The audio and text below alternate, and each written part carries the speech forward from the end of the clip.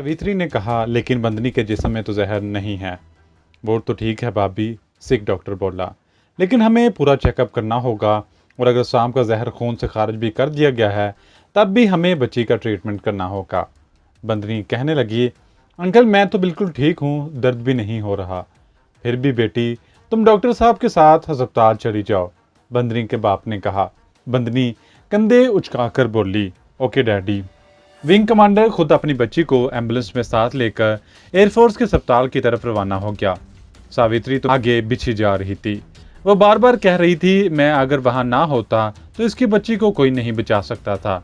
मैंने सावित्री से अगले रोज शाम को आने का कहा और इसके इसरार के बावजूद वहां ना रुका और माता शेरावाली का जयकारा बुलाता बंगले से निकलकर अपने मंदिर की तरफ रवाना हो गया। अब मेरा निशाना मिसिस भटनागर नहीं बल्कि विंग कमांडर भटनागर था। दूसरे रोज शाम को मैं इन लोगों के बंगले पर गया तो विंग कमांडर भटनागर भी मेरा इंतजार कर रहा था। इसकी बेटी बंदनी भी चहक रही थी। वो भी मेरी ज़बरदस्त मौतकद हो चुकी थी, मगर मुझे इससे कोई दिलचस्पी नहीं थी। मेरी सारी तवज्जो अब विंग कमांडर की तरफ मरकूज हो गई। मैंने इससे कहा कि इसकी तरक्की के कागजात जल्द मंजूर होकर वापस जाएंगे। अब मैं ये नहीं कह सकता था कि कुदरत ने मेरी दुआ कबूल की थी या विंग कमांडर साहब की तरक्की का वक्त आन पहुंचा था। वो जैसी तरक्की चाहते थे वो होगी। और एक मजीद खुशकिस्मती ये हुई कि वलायत से इनके बेटे परशोत्तम का खत भी आ गया। अब तो इस घर में मेरा ज़बरदस्त रौब बढ़ गया। सब ही मेरे अकीदतमंद हो गए। मेरी इजाज़त के बगैर कोई घर से बाहर भी नहीं निकलता था। सावित्री बड़ी खुश थी। मैं भी दिन का ज़्यादा हिस्सा वहीं गुजारता। एक रोज़ विंग कमांडर भटनागर मेरे करीब बड़े अदब से बैठा था कि मैंने इसे कहा, तू नादान है, कर्म कांड के चक्कर में फंसा है। तेरे हाथ से पुरुष के माथे से लहू निकला। जानता हूँ वो पुरुष हमारा दुश्मन है, परंतु फिर भी वो जीवात्मा है। भगवान तुझसे नाराज थे, पर मैंने तेरी सिफारिश की और तेरे घर के पाप कट के। विंग कमांडर कहने लगा, मगर स्वामी जी, जिस पुरुष को मैंने मारा था वो हमारे देश का दुश्मन है। मैंने बड़ी जलाली अंदाज में कहा, तुम हमें क्या बताते हो बालक, हम अंतर्यामी हैं, हम सब जानते हैं कि वो दुश्मन का जासूस है। विंग कमांडर पर मेरा पहले ही बहुत असर था। हाथ जोड़कर बोला, स्वामी जी, आप तो दिलों के भेद जानते हैं। जब दुश्मन का कोई जासूस पकड़ा जाता है तो इससे पूछताछ करते हैं। इसको मारा पीटा भी जाता है ताकि वो अपने साथियों के बारे में बताए कि वो कहाँ कहाँ छुपे हुए हैं। मैंने फौरन कहा, मगर इस जासूस ने तुम्हें कुछ नहीं बताया। बोलो, नहीं बताया ना? जी नहीं स्वामी जी। विंग कमांडर ने दबी आवाज में इतराफ़ किया। मैंने आंखें बंद कर ली और कुछ श्लोक पढ़े। फिर आंखें खोलकर पूछा, क्या तू चाहता है कि वो तुम्हें पाकिस्तान के सारे राज बता दे? क्या इस तरफ से दफ्तर में तेरी नेक नामी होगी? विंग कमांडर बड़े पुरजोश अंदाज में कहने लगा, हाँ स्वामी जी, मेरी मजीद तरक्की हो जाएगी। क्या कोई ऐसा तरीका है कि ये दुश्मन का जासूस अपनी जुबान खोल दे? इसे हमने बड़ा मारा पीटा है, हर तरह की अजियत दी है, पर वो बिल्कुल नहीं बोला। ये पाकिस्तानी कमांडो है स्वामी जी, इन्होंने कश्मीर में हमारा पुल। मैंने जल्दी से हाथ बुलंद करके कहा, मुझे तुम्हारी इन बातों से कोई दिलचस्पी नहीं। मैं सिर्फ तुम्हारी पत्नी के लिए सब कुछ कर रहा हूँ। तुम्हारी पत्नी ने हमारी बड़ी सेवा की है, हम इसे सुखी देखना चाहते हैं। इसके बाद मैं कस्तन खामोश हो गया। विंग कमांडर बोला, महाराज, यह पाकिस्तानी जासूस किस तरह अपना राज बताएगा? मैंने बज़ाहिर अदम दिलचस्पी का इजहार करते हुए कहा, सोचेंगे। इस वक्त हमारा सर न खाओ। तुम्हारे जासूस इधर पकड़े जाते हैं, इधर के जासूस उधर पकड़े जाते हैं। हमें क्या, हम तो विष्णु माता के भगत हैं। विंग कमांडर खामोश हो गया। सावित्री आ गई। इसने मेरे लिए खाना लगवा दिया। मैंने खाना खाकर चलने लगा तो विंग कमांडर खुद मुझे अपनी गाड़ी में छोड़ने मंदिर तक आया। दूसरे रोज फिर इसने गाड़ी भेज दी। इस रोज भी मैंने अपने कमांडो साथी के बारे में खुद कोई बात न की। विंग कमांडर ने अपनी पत्नी के जरिए मुझसे कहलवाया कि वो कौन सी तरकीब है जिस पर अमल करने से पाकिस्तानी जासूस अपने मुल्क के खुफिया राज बता देगा। मैंने सावित्री को भी डांट दिया कि मुझे इन बातों से कोई दिलचस्पी नहीं। जब मुझे यकीन हो गया कि मेरी बज़ाहिर अदब दिलचस्पी का रंग कमांडर पर भी भरपूर असर हो चुका है, तो मैंने इसे हाथ साथ लिया और धूप में बाहर बाग में आकर बैठ गया और कहा, हमें विष्णु माता की तरफ से हुक्म हुआ है कि तुम्हारी मदद करें और तुझे वो तरकीब बता दें जिसके जरिए पाकिस्तानी जासूस अपने मुल्क के खुफिया राज उगल देगा। विंग कमांडर भटनागर ने हाथ बांध लिए और बड़े इश्तियाक से बोला, मैं आपका सारी उम्र सेवक रहूंगा महाराज। मैं थोड़ी देर यूं ही आंखें बंद किए बैठा माला फेरता रहा, फिर आंखें खोलकर ओम हरि ओम का नारा लगाते हुए विंग कमांडर की तरफ देखकर कहा, अगर तुम चाहते हो कि मैं इस पाकिस्तानी जासूस से इसके सारे राज उगलवाऊं तो तुम्हें इसे यहाँ इसी बंगले में लाना होगा। विंग कमांडर भटनागर का चेहरा संजीदा हो गया। इसने गहरा सांस लिया और बोला, गुरुजी, ये मेरे इख्तियार में नहीं है। पाकिस्तानी जासूस को मैं कमांड एरिया से बाहर नहीं ला सकता। मैं समझ गया कि वह मेरे साथी को बंगले में नहीं लाएगा। मेरी एक स्कीम फेल हो गई थी। मैं चंद सेकंड खामोश रहा, फिर बोला, मैं तो ये सब कुछ तेरे भलाई के लिए कर रहा हूं बच्चा, वरना मुझे इन बातों से क्या दिलचस्पी हो सकती है। ऐसा करो कि तुम मुझे इसके पास ले चलो, मैं वही इस पर मंत्र पढ़कर अपने रौब में करके खुफिया रोज उगलवा लूंगा। अगर तुम ऐसा भी नहीं कर सकते तो फिर तुम जानो तुम्हारा काम। ओम हरि ओम। विंग कमांडर कुछ सोचकर बोला, इसकी मैं कोशिश करूंगा। मिसिस भटनागर थाली में मिठाई लेकर बाहर बाग में आ गई। इसने बड़े अदब से मिठाई पेश की। मैंने एक लड्डू उठा लिया। मेरा जहन बड़ी तेजी से यह सोचने लगा कि अगर मैं अपने साथी के पास पहुंच भी गया तो उसे वहां से कैसे निकालूंगा। कहीं ऐसा तो नहीं होगा कि खुद मैं भी फंस जाऊं, मेरा बांडा भी फूट जाए। कई किस्म के शकूक और अंदेशे जहन में सर उठा रहे थे। विंग कमांडर ने इसके बाद मुझसे जासूस के बारे में कोई बात ना की। मैंने इस जिक्र को छेड़ना मुनासिब ना समझा। मैं वापस चलने के लिए उठा तो मिसिस भटनागर ने मेरे चरण छुए। विंग कमांडर भटनागर मुझे गाड़ी तक छोड़ने आया। इसने ड्राइवर से कहा कि गुरुजी को मंदिर छोड़ आए, फिर मेरी तरफ देखकर हाथ जोड़े। महाराज, कल आप पधारिएगा। मैं कोशिश करूंगा आपकी पाकिस्तानी जासूस से मुलाकात करा सकूं। यह मुश्किल जरूर है, परंतु इसमें मेरी नेक नामी का मामला भी है। मैंने कमांडर को आशीर्वाद देते हुए नियाजी से कहा, बच्चा, ये तुम जानो, मुझे किसी से मिलने की ख्वाहिश नहीं है। हम विष्णु माता के भगत हैं और भक्ति में ही हमारी मुक्ति और निर्वाण है। मंदिर में आकर मैं रात को भी और दूसरे दिन भी यही सोचता रहा कि अगर विंग कमांडर मुझे मेरे साथी के पास ले भी गया तो मैं इसे एक ऐसे इलाके से कैसे बाहर निकालूंगा जहां कदम कदम पर एयरफोर्स के संतरियों का पहरा लगा होगा। इसके लिए बाकायदा एक प्लान बनाने की जरूरत थी। मैंने सोचा कि साधु माता दास से इस सिलसिले में मशवरा करना चाहिए। दोपहर के बाद मैं मंदिर से उठकर माता दवस से मुलाकात करने की गर्ज से बाग जोगियां वाले की तरफ रवाना हो गया। मैं पैदल चला जा रहा था। अब मुझे इस शहर की सड़कों से बखूबी वाकफियत हो गई थी। मैं एक रात बाजार से निकलकर दूसरे बाजार में दाखिल हो रहा था कि महसूस हुआ कि मेरा पीछा किया जा रहा है। ये एक लंबी दाढ़ी वाला सिख था जिसने तंग मोरी वाला पजामा और गर्म वास्कट पहन रखी थी।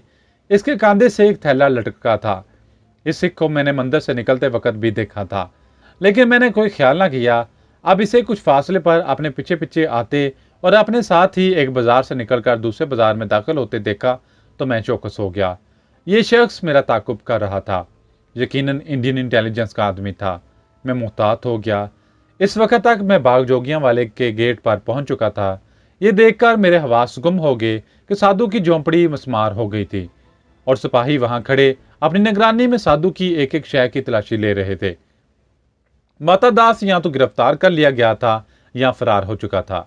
मैंने वहां रुकना मुनासिब न समझा और आगे निकल गया। बाग में लोग चल फिर रहे थे। बाग के दूसरे गेट से बाहर निकलते वक्त मैंने बड़ी चालाकी से पीछे निगाह डाली तो वह सिख कुछ फासले पर मेरे पीछे पीछे चला आ रहा था। मैं ज्यादा मोहतात होकर चलने लगा। चौक में एक साइकिल रिक्शा लिया और इसे रेलवे स्टेशन की तरफ चलने को कहा। 2-3 बाजारों से रिक्शा गुजरा होगा कि मैंने एक जगह बस खड़ी देखी। मैंने रिक्शे वाले को अंदर बैठे बैठे 5 रुपए दिया। रिक्शा रुकवाया और तेजी से बस में सवार हो गया। बस एक तरफ रवाना हो गई। ये शहर की बस थी। अगले स्टॉप पर बस रुकी तो मैं उतर आया। यहाँ से फिर एक साइकिल रिक्शा लिया और वापस अपने मंदिर आ गया। यहाँ पहुंचकर अलाव के गिर्द बैठ गया। मेरे अकीदतमंद वैसे ही बैठे थे। मेरी तेज निगाहें सिख को तलाश कर रही थी। वो कहीं पीछे रह गया था, लेकिन मुझे बेचैनी सी लग रही थी। अगर साधु माता दास पकड़ा गया है तो फिर मैं भी गिरफ्तार हो सकता था। मुझे अपने ऑपरेशन पर तेजी से अमल शुरू कर देना चाहिए। अभी थोड़ा दिन बाकी था कि मैं उठा और हरिओम का जाप करता सड़क पर आ गया। मुझे वो सिख अभी भी कहीं नजर नहीं आ रहा था। यह अच्छी बात थी। मैंने रिक्शा पकड़ा और इसे एयरफोर्स कॉलोनी की तरफ चलने को कहा। विंग कमांडर के भटनागर के बंगले पर खामोशी तारी थी। मैंने जय माता विष्णु नारा लगाया तो मिसिस भटनागर और उसकी बेटी बंदनी लपक कर मेरे स्वागत को बाहर आ गई। मुझे बड़े एहतराम से अंदर ले जाया गया। विंग कमांडर अभी नहीं आया था। मेरे पास सिवाय शाम के मनके और चंद रुपयों के और कुछ नहीं था, मगर दिल में यह जज्बा बुलंद था कि कुछ भी हो मुझे अपने साथी के पास पहुंचकर इसे किसी न किसी तरह वहां से निकालना होगा। थोड़ी देर बाद विंग कमांडर भटनागर भी आ गया। मुझे बड़ी श्रद्धा से इसने प्रणाम करके मेरे चरण छुए। वो एयरफोर्स के विंग कमांडर की वर्दी में था। कमर में पिस्तौल लगा था। इसने अपनी बीवी और बेटी को किसी बहाने दूसरे कमरे में भेजा और मेरे करीब आकर बोला, गुरुजी, मैंने इस बात की इजाजत ले ली है कि आप आज शाम जासूस से मुलाकात कर सकते हैं। मैं दिल में बहुत खुश हुआ, लेकिन ऊपर से बड़ी बेनियाजी से बोला, इससे तुम्हें ही लाभ होगा बेटा, मुझे कोई फायदा नहीं है। मैं तुम्हारी पत्नी के लिए ये काम करूंगा क्योंकि इसने हमारी बड़ी सेवा की है। विंग कमांडर ने वर्दी नहीं उतारी थी। कहने लगा, महाराज आप अभी मेरे साथ चलिए, लेकिन मेरी अरदास है कि सिर्फ 5 मिनट ही आपके पास होंगे। क्या आप इन 5 मिनटों में जासूस को राज बताने पर आमादा कर सकेंगे? मैंने आंखें बंद कर ली और माला वाला हाथ उठाकर कहा, परंतु प्रयास करेंगे, कोशिश करेंगे, आगे तुम्हारे लेख हैं। तुम पर अभी तक मंगल शनि सवार है बच्चा। विंग कमांडर उठकर टहलने लगा, फिर रुककर बोला, महाराज भगवान के लिए पूरी कोशिश करें कि ये जासूस अपने राज बता दे। मुझे बड़ा फायदा होगा महाराज, भगवान कृपा करेगा। हम तुम्हारे लिए चलने को तैयार हैं। विंग कमांडर ने अपनी पत्नी से यह कहा कि एक दोस्त मेरे दर्शन करना चाहता है क्योंकि वो बीमार है और खुद नहीं आ सकता, इसलिए गुरुजी को तकलीफ देकर वहां ले जा रहा हूं। चलने को तो मैं विंग कमांडर के साथ चल पड़ा था, मगर मेरी समझ में नहीं आ रहा था कि मैं क्या करूं। मेरे पास कोई हथियार नहीं था और मैं बड़ी खतरनाक जगह पर जा रहा था जहां अगर मेरा राज फाश हो गया तो फिर दुनिया की कोई ताकत मुझे वहां से नहीं निकाल सकेगी। विंग कमांडर भटनागर खुद जीप चला रहा था। वो कह रहा था, महाराज मैंने ये कहकर इजाजत ली है कि आप जासूस से मंत्रों के जरिए राज मालूम कर लेंगे, लेकिन मैंने सिर्फ एक ही अफसर को अपने साथ मिलाया है। महकमे को इसकी भनक भी नहीं पड़ने दी। आप भी खामोश रहिएगा। मैंने कहा, बच्चा हम क्यों किसी से कुछ कहने लगे? हमें तुम्हारी पत्नी और तुम्हारे परिवार की भलाई चाहेंगे। जीप इंडियन एयरफोर्स के ममनू इलाके में दाखिल हुई तो मुझ पर एक खौफ सा सवार हो गया। मैं बिल्कुल तन्हा दुश्मनों के असले से लेस अड्डे में दाखिल हो रहा था। कहीं मैं गलती तो नहीं कर बैठा, मगर अब कुछ नहीं हो सकता था। मैंने अपने इत्मीनान को बहाल किया और हरिओम का जाप करते हुए दिल में खुदा को याद करने लगा। जीप एयरफोर्स के टेक्निकल एरिया में दाखिल होकर खारदार बाड़ वाले जंगले के दरवाजे पर रुक गई। एक सिख संतरी ने सलूट मारा। विंग कमांडर ने रस्मी तौर पर अपना आईडी कार्ड दिखाया और जीप आगे बढ़ गई। मैं इस वक्त इंडियन एयरफोर्स बेस के कमांड एरिया में था। दाएं बाएं फूलदार प्लाटों के रकब में एयरफोर्स के दफातर थे, जिनके आगे कहीं कतार में जीपें और कहीं एयरफोर्स के ट्रक खड़े थे। ऑफिस बंद हो चुके थे। शाम का फीका फीका अंधेरा उतरने लगा था। हमारी जीप क्वार्टर गार्ड के आगे से गुजरकर इसके अकब में एक बार के पास जाकर रुक गई। विंग कमांडर भटनागर ने बड़े अदब से मुझे जीप में ही बैठने को कहा और खुद बार्क में दाखिल हो गया। ये कोई ऑफिस नहीं था। यहाँ एयरफोर्स के जवान भी मुकीम नहीं थे क्योंकि अंदर से किसी की आवाज़ नहीं आ रही थी। मैंने इर्द गिर्द का जायजा लिया। एक बार दिल ने कहा जीप लेकर यहाँ से फरार हो जाऊं। शायद ये मेरी छठी हिस्स थी जिसने मुझे आने वाले खतरे से आगाह कर दिया था, लेकिन मैंने कोई ख्याल ना किया क्योंकि मैं इस किस्म के खतरों से पहले भी गुजर चुका था और फिर मेरा दिल अपने साथी कमांडो से मिलने को बेताब हो रहा था। यही सोच रखा था, इससे मिलकर इसे तसल्ली दूंगा और कहूंगा कि वो फिक्र ना करे। मैं इसके फरार की पूरी कोशिश कर रहा हूँ। विंग कमांडर बार्क में से बाहर निकला तो इसके साथ एक नीली वर्दी वाला संतरी था। संतरी ने फौरन आगे बढ़कर मेरे लिए जीप का दरवाजा खोला। मैं हरिओम करता जीप से बाहर निकलकर विंग कमांडर के साथ एक बार्क में दाखिल हो गया। ये खाली बार्क थी।